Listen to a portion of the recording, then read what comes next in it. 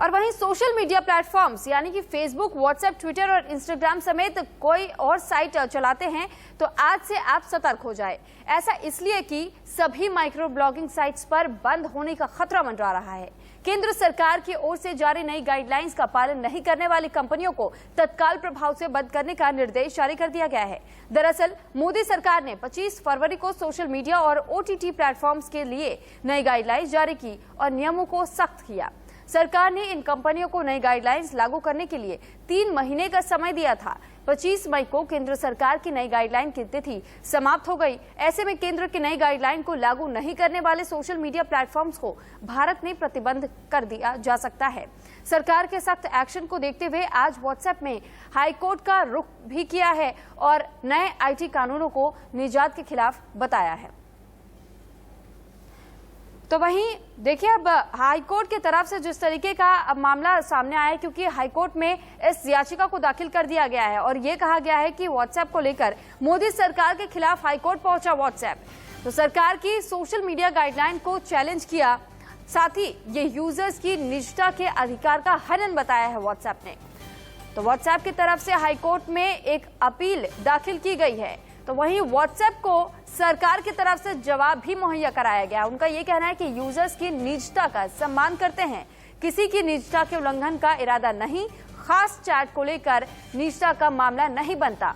WhatsApp निजता के नाम पर गुमराह कर रही है। निजता मौलिक अधिकार है, पर कुछ तर्कसंगत पाबंदियां भी हैं। तो देखिए एक और जहां व्हाट्सएप की तरफ से हाईकोर्ट में मामला दाखिल किया गया है, तो अब इस पर सरकार की तरफ से भी इस पर जवाब दिया जा चुका है। और अब सरकार की क्या कुछ गाइडलाइंस है वो भी आपको बता देते हैं। तो 25 फरवरी को सोशल मीडिया के लिए नई गाइडलाइंस सरकार की तरफ से जारी हुई थी। सोशल मीडिया कंपनियों के लिए सख्ती की बात कही गई। नई गाइडलाइंस लागू करने के लिए 3 महीने का वक्त दिया गया। नई गाइडलाइंस लागू न करने पर कड़ी कार्रवाई की चेतावनी दी गई। नई गाइडलाइंस में देश में सोशल मीडिया कंपनियों को कारोबार की छूट है, लेकिन कंपनियों को प्लेटफॉर्म के दुरुपयोग को रोकना होगा। शिकायत के 24 घंटे के अंदर आपत्तिजनक कंटेंट को हटाना होगा और कंपनियों को एक जिम्मेदार अधिकारी की नियुक्ति करनी होगी। तो सोशल मीडिया प्लेटफॉर्म को हर महीने रिपोर्ट जारी भी करना होगा।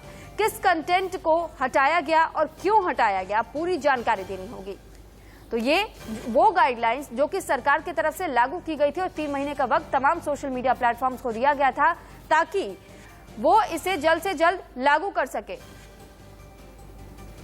तो देखिए हाईकोर्ट में व्हाट्सएप की जो अर्जी अब डाली गई है, व्हाट्सएप की तरफ से निजता का हनन बताया गया। वहीं इस पर केंद्र सरकार का बयान सामने आया और उन्होंने ये कह दिया कि निजता से इसका कोई लेना देना नहीं है, लेकिन जो तर्कसंगत जो लोग होते हैं, खासतौर पर जो लोग हिंसा फैलाने की कोशिश करते हैं, अफवाह फैलाने की कोशिश करते हैं, उन्हें रोकने के लिए नई गाइडलाइंस लाई जा रही हैं।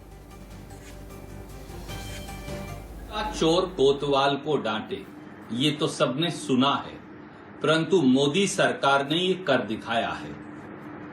दोषी कौन है टूल किट मामले में? फर्जीवाड़ा किसने किया टूल किट मामले में? फर्जी कागजात का इस्तेमाल कर देश को बहकाने और भ्रमित करने का षड्यंत्र किसने किया टूल किट मामले में? भारतीय जनता पार्टी, उनके नेताओं और प्रवक्ताओं ने। परंतु पूछताछ किससे हो रही है? ट्विटर से।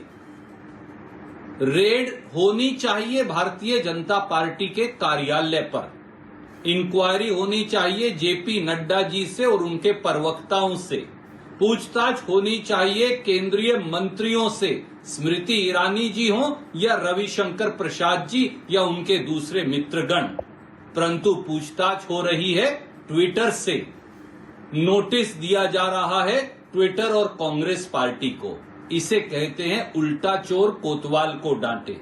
और इसीलिए आज हमने ट्विटर को ये लिखा है कि जैसे भाजपा के प्रवक्ताओं के फर्जीवाड़े को मैनिपुलेटेड मीडिया करार दिया गया है, उनके सारे मंत्रीगणों ने जिन्होंने इन फर्जी कागजात को ट्वीट किया है, उनको भी मैनिपुलेटेड मीडिया किया जाए ताकि सच्चाई जग जाहिर हो कि मोदी सरकार के मंत्री कोरोना से लड़ने की बजाय फर्जीवाड़े के अंदर इन कागजात को लेकर फर्जी टूल किट को प्रमोट करने में लगे हैं। ना ये राजधर्म है, ना देश धर्म है।